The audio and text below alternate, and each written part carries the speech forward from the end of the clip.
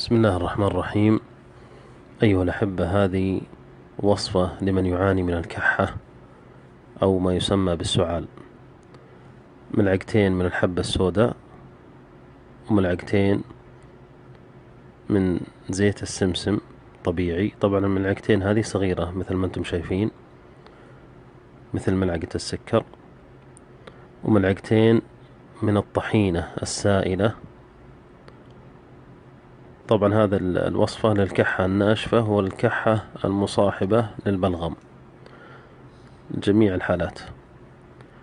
وملعقتين أيضا من الزنجبيل المطحون بودرة، وملعقتين من زيت الزيتون، وأيضا لابد يكون طبيعي، وإن كان مقري فيه أفضل.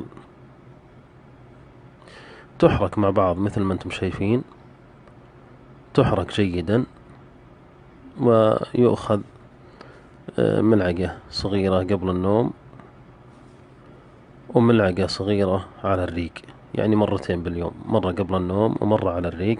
بإذن الله تتبين النتيجة من أول يوم، تحفظ في الثلاجة للوقت الآخر. أسأل الله لنا ولكم الشفاء.